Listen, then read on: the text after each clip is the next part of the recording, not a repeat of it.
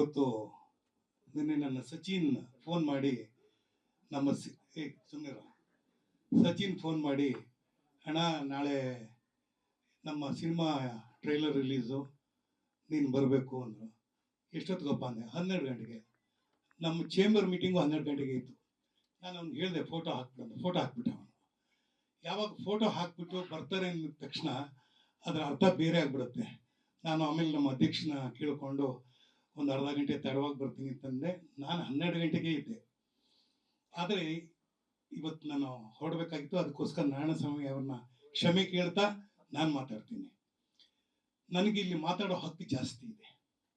ಕಾರಣ ಇಷ್ಟೇ, ನಾನು ನೋಡಿದಂಥ ಯಾವತ್ತೂ ಒಂದು ನಿರ್ದೇಶಕನಿಗೆ ಮೊದಲನೇ ಕ್ಯಾಪ್ಟನ್ ಆಫ್ ದ ಶಿಪ್ ಅಂತ ಕರೀತಾರೆ.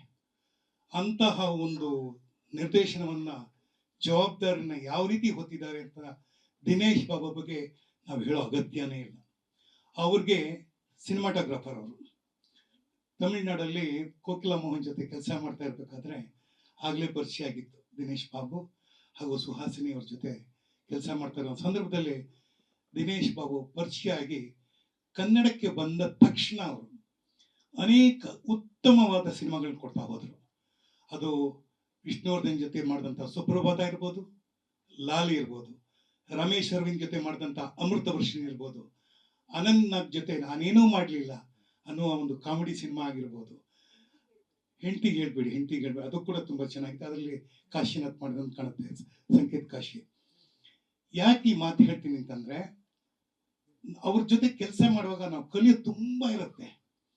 ಅವರ ಶ್ರದ್ಧೆ ಎಷ್ಟಿರ್ತಂದ್ರೆ, ಬೆಳಗಿನ ಜಾವ 5 ಗಂಟೆಗೆ ರೆಡಿ ಇರಬೇಕು ಆರ್ಟಿಸ್ಟ್. ಆ ರೀತಿ ಕೆಲಸ ಮಾಡುವಂತ ಒಂದು ಪ್ರತಿಭೆ. 5 ಗಂಟೆಗೆಲ್ಲ ಬೆಳಗಿನ ಜಾವ. ಹೌದಪ್ಪ, ಅದನ್ನೇ ಹೇಳ್ತಾ ಇರೋದು. ಇವತ್ತು ಆ ಒಂದು ತರದ ಕೆಲಸ ಮಾಡೋರು ಕಮ್ಮಿ ಆಗ್ಬಿಟ್ಟಿದ್ದಾರೆ. ಇವತ್ತು ಸಿನಿಮಾ ರಂಗ, ಕನ್ನಡ ಸಿನಿಮಾಗಳ ಅನೇಕ ಸಿನಿಮಾಗಳು ಬಿಡುಗಡೆ ಆಗತ್ತೆ, ಒಂದೇ ಶೋ 2 ಶೋಗಳನ್ನ ತೆಗೆದು ಬಿಡ್ತಾರೆ ಪಿಕ್ಚರ್ನ. ಈ ರೀತಿಯಾದ ಒಂದು ನೋವನ್ನ ನಾವು ಪ್ರತಿದಿನ ನಮ್ಮ ಚೇಂಬರ್ಲಿ ಎದುರಿಸ್ತಾ ಇದ್ದೀವಿ. ಆದರೆ ಇವತ್ತು ಈ 2 ಸಿನಿಮಾದ ಟ್ರೈಲರ್ ನೋಡ್ತಾ ಇದ್ದಾಗ ಉತ್ತರಾನೇ ಒಂಥರ ಇತ್ತು, ಅಭ್ಯಂಜನನೇ ಒಂಥರ ಇತ್ತು. ನೀವು ನೋಡ್ಬೋದು ಆ ಸಿನಿಮಾಗಳ ಒಂದು ಏನು ಮೇಕಿಂಗ್ ಇದೆಯಲ್ಲ, ಅದರಲ್ಲೇ ಗೊತ್ತಾಗತ್ತೆ ಎಷ್ಟು ಡೀಪ್ ಆಗಿ ಸ್ಟಡಿ ಮಾಡಿ ಒಂದೊಂದನ್ನು ಫ್ರೇಮ್ ಬೈ ಫ್ರೇಮ್ ಚೆನ್ನಾಗಿ ಮಾಡಿರೋಂಥ ನನ್ನ ಆತ್ಮೀಯ ಗೆಳೆಯ ಹಾಗೂ ನಿರ್ದೇಶಕ ದಿನೇಶ್ ಬಾಬುಗೆ ಒಂದು ದೊಡ್ಡ ಸಲಾಮ್. ಚೆನ್ನಾಗಿ ಹೊಡಿಯಪ್ಪ, ಚಪ್ಪಾಳೆ ಹೊಡೆದ್ರೆ ಆರೋಗ್ಯ ಚೆನ್ನಾಗಿ ಅಂತ ಅರ್ಥ. ಅದಕ್ಕೆ ಅವಾಗವಾಗ ಅವ್ರು ಹೇಳ್ತಾ ಇದ್ರು. ಎರಡನೇದು, ಈ ಸಿನಿಮಾದಲ್ಲಿ ಮಾಡಿದಂಥ ನಟನಟಿಯರ ಬಗ್ಗೆ ನಾನು ಹೇಳಬೇಕು. ಮುಖ್ಯವಾಗಿ ತಾರಾ, ನ್ಯಾಷನಲ್ ಅವಾರ್ಡ್ ವಿನ್ನರು, ನನ್ನ ಗೆಳತಿ. ಯಾವುದೇ ಪಾತ್ರವನ್ನು ಕೊಟ್ಟರೆ ಆ ಪಾತ್ರಕ್ಕೆ ಹಂಗೆ ಒಪ್ಕೊಂಡು ಆಕೆ ಮಾಡುವಂಥ ಅನೇಕ ಹಸೀನಾ ಇರ್ಬೋದು, ಅಥವಾ ಈ ಪಿಕ್ಚರ್ ಇರ್ಬೋದು. ಈಗ ಇದ್ರಲ್ಲಿ ನೋಡಿದೆ, ನೀನು ನೋಡಿದ ತಕ್ಷಣ ಪಕ್ಕ ಜಡ್ಜಿ ತಂಗಿ ಇದೆಯಾ ಅಂತಂದೆ. ಅದೇ ಥರ ಆಕೆ ಮಾತು ಕೂಡ ಹಂಗೆ ಇತ್ತು ನೋಡಿ, ಗತ್ತಿತ್ತು. ಅಫ್ಕೋರ್ಸ್ ನಾರಾಯಣ ಸ್ವಾಮಿ 2 ಪಿಕ್ಚರಲ್ಲೂ ಹೀರೋ. ನಾನು ಪ್ರತಿ ಸಲ ಒಂದು TV ಸೀರಿಯಲ್ ಮಾಡಿದಾಗೆಲ್ಲ ಹೇಳ್ತಾ ಇದ್ದೆ, ನೀನು ಯಾಕೋ ಸಿನಿಮಾದಲ್ಲಿ ಮಾಡೋದಿಲ್ಲ ಅಂತ. ಇಂಥ ಪ್ರತಿಭೆ ಅವನು, ಭಾಳ ಅತ್ಯಂತ ಒಳ್ಳೆ ಮಟ್ಟಕ್ಕೆ ನೀನು ಏರ್ತೀಯ, ನೀನು ಹೋಗ್ತೀನೋ ನಂಬಿಕೆ ನನಗಿದೆ. ಅದೇ ರೀತಿ ಕರಿಸುಬ್ಬ. ಈ ಕರಿಸುಬ್ಬ ಹೆಂಗೆ ಅಂದರೆ ಒಂಥರ ಕೆಮಿಲಿ ಅಂತಾರ, ಯಾವ ಮರಕತನ ಆ ಬಣ್ಣ ಆಗ್ಬಿಡ್ತಾನ ಅವನು. ನೋಡಿ, ಇದರಲ್ಲಿ ನಾನು ಮಾಡಿದೆ ಅನ್ವೇಷಣೆ ಅಂತ ಒಂದು ಪಿಕ್ಚರ್ ಮಾಡಿದೆ. ಅದರಲ್ಲಿ ನಂದು ಹೆಣದ ಪಾತ್ರ ಇತ್ತು. ಯಾರೋ ಒಬ್ರು ಬರೆದಿದ್ರು, ಹೆಣದ ಪಾತ್ರದಲ್ಲಿ ಜೀವಂತ ಅಭಿನಯ ಅಂತ. ನನಗದು ಖುಷಿ ಆಯ್ತಮ್ಮ. ಬಹುಶಃ ಅದನ್ನೇ ಕರಿಸುಬ್ಬನ್ ಇದ್ರಲ್ಲಿ ಮಾಡಿದ್ದಾನೆ, ಅಭಿನಯದಲ್ಲಿ ಮಾಡಿದ್ದಾನೆ. ಅವನು ಒಂದೊಂದು ಎಕ್ಸ್ಪ್ರೆಷನ್ ನೋಡ್ತಾ ಇದ್ದಾಗ, ಆ ಪೋಸ್ಟರ್ ಎಕ್ಸ್ಪ್ರೆಷನ್ ನೋಡಿದಾಗಲೇ ಗೊತ್ತಾಯ್ತು ತುಂಬ ಚೆನ್ನಾಗಿದೆ ಅಂತ. ಮತ್ತೆ ಹೊಸಬರು ಒಂದಷ್ಟು ಜನ ಬಂದಿದ್ದಾರೆ. ಈ ಕಾಲಘಟ್ಟದಲ್ಲಿ ಅವ್ರಿಗೆ ನಾವು ಆಶೀರ್ವಾದ ಮಾಡೋದಷ್ಟೇ ಕೆಲಸ ನಮ್ಮದು.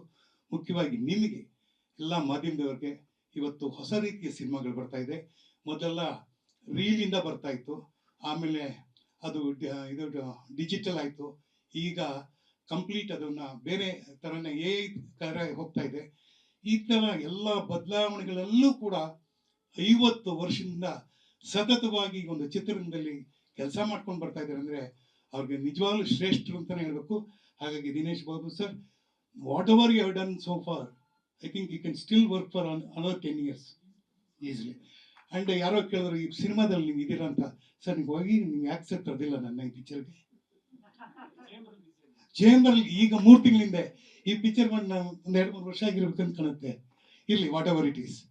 ಯಾಕೆಂದ್ರೆ ಕೆಲವು ಸಮಯ ನಮ್ಗೆ ಅನ್ಸುತ್ತೆ ಇಂಥವ್ರ ಜೊತೆ ನಾವು ಕೆಲಸ ಮಾಡಲಿಲ್ವಲ್ಲ ಅಂತ ಒಂದು ಕೊರಗಿರುತ್ತೆ. ಅವರೇ ಹೇಳಿದ್ದಾರೆ ನೆಕ್ಸ್ಟ್ ಫಿಲ್ಮಲ್ಲಿ ಚಾನ್ಸ್ ಕೊಡ್ತೀನಿ ಅಂತ ಹೇಳಿದ್ದಾರೆ. ಆ ಒಂದು ನಂಬಿಕೆಯಲ್ಲಿ, ಆ ಒಂದು ವಿಚಾರದಲ್ಲಿ ನಾನು ಎಲ್ರಿಗೂ ಧನ್ಯವಾದ ಹೇಳ್ತಾ ಮತ್ತೆ ಕ್ಷಮೆಯನ್ನು ಯಾಚಿಸ್ತಾ ಮೀಟಿಂಗ್ ಇರೋದ್ರಿಂದ ನಾನು ಬಿಡುವು ತಗೋತೀನಿ. ಹಾಗೆ ಇವತ್ತು ನಮ್ಮ ರಾಜ್ಕುಮಾರ್ ಅವರ ಅಳಿಯ ಅಂತ ಹೇಳಲ್ಲ, ಅವರ ಮನೆ ದೇವರು ನಮ್ಮ ಗೋವಿಂದ ರಾಜ್, ನಿಜವಲ್ಲೂ.